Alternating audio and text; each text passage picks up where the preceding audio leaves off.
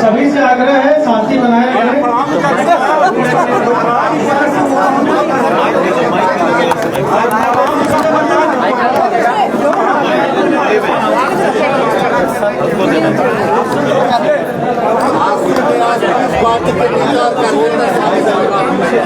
आज आजसू पार्टी में पश्चिम सिंहभूम से रामगढ़ और हजारीबाग से आवाज थोड़ा शांत कर लीजिए।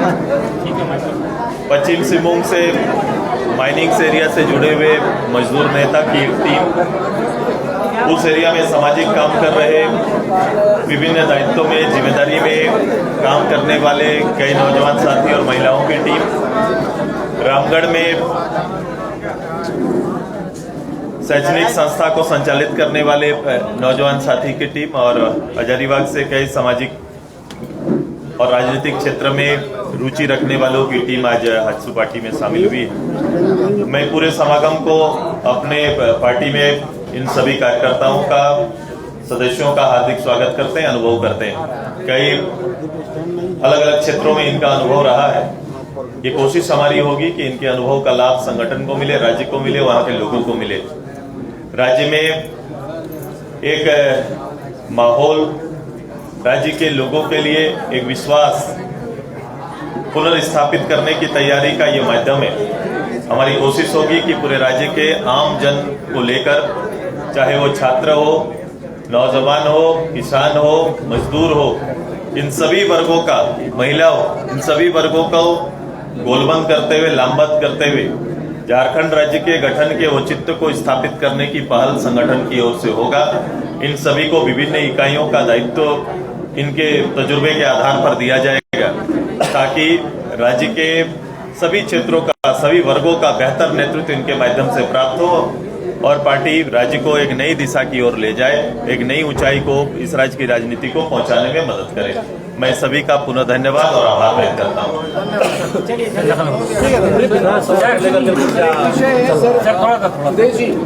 विधानसभा को लेकर के क्या आप लोग चुनाव जो है उसको लेकर क्या तैयारी? बहुत जल्द इस संदर्भ में आपको जानकारी प्राप्त होगी। अभी चूंकि एक विधानसभा रिक्त है और आने वाले समय में इस संदर्भ में संगठन की ओर से, गठबंधन की ओर से पार्टी निर्णय लेगी और आगे बढ़ेगी। प्रत्याशी देगा या भाजपा की तरफ से होगा?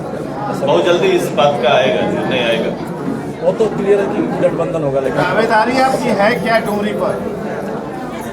दावेदारी का आधार क्या होता है उसका आकलन करो, अपने माध्यम से आकलन करेंगे तो आपको पता चलेगा कि दावेदारी किनका है।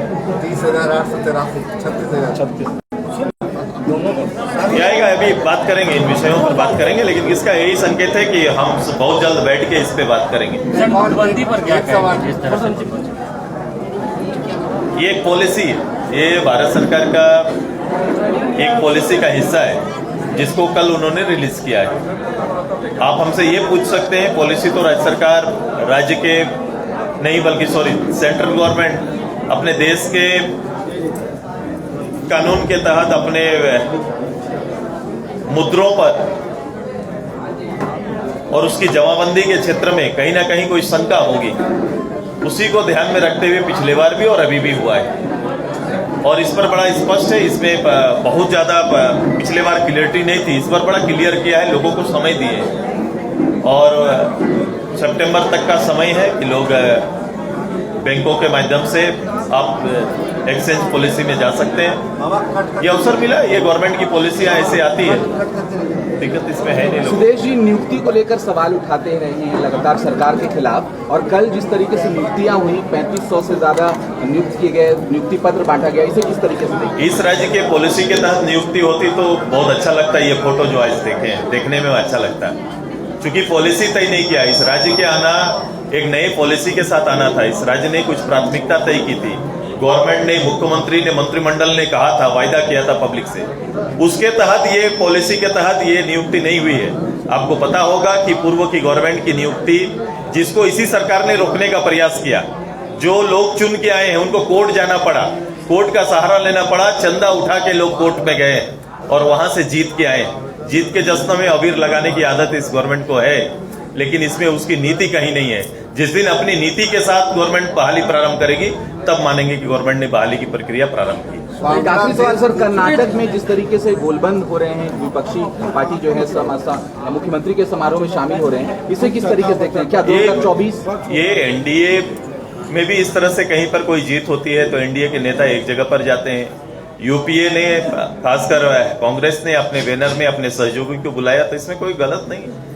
लोग होते हैं जगह अपना उत्सव में लोगों को शामिल करते हैं। सर, उनका कहना है कि 2024 अब कहीं न कहीं उनके फेवर में जा रहा है, एनडीए के खिलाफ रहेगा। विपक्षी एकता को एकजुट करके 2024 का दावा कर रहे हैं। मैं इस राज्य में भी मैं ऐसा ही सोच रहा हूँ। इस राज्य के परिप्रेक्ष्य में ये जवाब हमसे मांगिए तो निश्चित रूप से इस राज्य की सरकार ने यहाँ के नौजवानों को, युवाओं को, आम लोग को ठगने का काम किया है। भ्रष्टाचार के वो सारे आलम आप रोज देख रहे हैं कि वो सारे शायद पुराने रिकॉर्ड्स टूट जाएंगे जिस रूप से यहाँ पर हुआ है। एक एक नाम, एक एक अधिकारी, एक एक राजनेता कहीं ना कहीं इससे कड़ी से जुड़ते जाएंगे।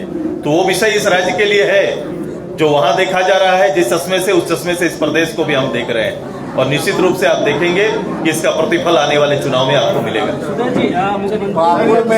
बागुड़ में ऐसी चल रही है, पावर कट बहुत हो रहा है। गैर जवाबदेह सरकार का ये प्रतिफल है कि ऐसे सिचुएशन पर जब आपको बैठकर, चूंकि ऊर्जा मंत्री खुद हमारे मुख्यमंत्री जी हैं, कोई जवाबदेही नहीं, शहर क्या गांव त्राहिमाम किया हुआ है बिजली को लेकर। 24 घंटे बिजली देने का वादा करने वाली सरकार 5 से 7 घंटा बिजली दे नहीं पा रही। यही हालात है और यही परिस्थिति इस राज्य की है। गैर जवाबदेह मैं गवर्नमेंट की बात हमेशा मैं कहता हूं और वो प्रतिलक्षित होता है। बाबूलाल मरांडी ने कहा कि संथाल में बांग्लादेशी घुसपैठिए लगातार प्रवेश कर रहे हैं, पूरा जनसंख्या का अनुपात बढ़ा गया। उन्होंने नहीं कहा, ये आंकड़ा बोल रहा है। भले आंकड़े के ऊपर उनकी टिप्पणी आई है, लेकिन इस आंकड़ा को आप देख सकते हैं और कहीं ना कहीं इस पे अंतर आ रहा है तो चिंतनीय विषय है, इसको देखना चाहिए। और यहाँ तक कि कोर्ट ने तो गृह मंत्री भारत सरकार को इंगित किया है कि किस परिस्थिति में ये चीजें हो रही है, उन्होंने इंगित किया। इसका असली वही है कि बॉर्डर देखना केंद्र सरकार का काम है और बॉर्डर से इस तरह का हो रहा है तो निश्चित रूप से उन्होंने संज्ञान में लिया कोर्ट ने, और कोर्ट ने उस केस के माध्यम से गृह मंत्रालय को कहा है कि ये किस परिस्थिति में हो रहा है, इसको देखना चाहिए और उसका प्रतिफल सबसे ज्यादा भुक्तभोगी हमारा प्रदेश हो रहा है। इसलिए बाबूलाल जी ने चिंता जाहिर की है। सुधीर जी, मुख्यमंत्री ने कल कहा है कि सीबीआई और ईडी जो है वो महामारी कार्रवाई करेगी। मुख्यमंत्री जी ने सभा में नियुक्ति पत्र की सभा में कहा है सीबीआई और ईडी जो महामारी होगी। पता नहीं उनका बयान का क्या अर्थ होगा, लेकिन संवैधानिक संस्था है दोनों। संवैधानिक संस्था को संचालन करना, उन्हें दिशा निर्देशित करना में उनका गाइडलाइन तय है। जैसे ऐसी संस्थाएं कुछ है जो चुनाव आयोग जैसा हुआ, ये संस्थाएं, इनको बड़ा स्वतंत्र रखा गया है और भारत के अंदर ये संस्थाएं काम करती है। जब भी कोई शासक उसमें बैठता है तो ये आरोप लगते रहे हैं कि कहीं ना कहीं प्रभावित होकर ये काम कर रहे हैं, लेकिन ये अगर नहीं है तो खुद को साबित करे। मुख्यमंत्री के ऊपर अगर कोई आरोप है या उनके मंत्रिमंडल के ऊपर आरोप है, अधिकारी के ऊपर आरोप है, तो उसको अपनी जवाबदेही के साथ सामने आकर स्पष्ट करना चाहिए कि ये पाप यहाँ नहीं हुआ है, ये गलतियां नहीं हुई है, भ्रष्टाचार नहीं हो रहा है। ये तो दावा करना चाहिए ना कि मेरे यहाँ कुछ नहीं है, टॉलरेंस जीरो। ये बात क्यों नहीं करते मुख्यमंत्री? कभी तो इसकी चर्चा नहीं करते। हम तो रोज चुनौती देते हैं, मुख्यमंत्री जवाबदेही के साथ आए कि सरकार के सभी पदाधिकारी या सभी सरकारी जितने भी इकाई है, जितनी भी संस्थाएं, उसके अंदर में गरीब को लेकर चाहे योजना, कल्याणकारी योजनाएं, कोई भी योजना एक सर्टिफिकेट तक भी बिना चढ़ावे के लोगों को मिल रहा है तो आके बोल दे। यही तो बोलना है। एक जवाबदेह लोग को पीछे से बात नहीं करनी चाहिए, बल्कि अपने राज्य के अंदर में सारी संस्थाओं को जिम्मेदारी लेके अपनी बात बोलनी चाहिए। चलिए, धन्यवाद।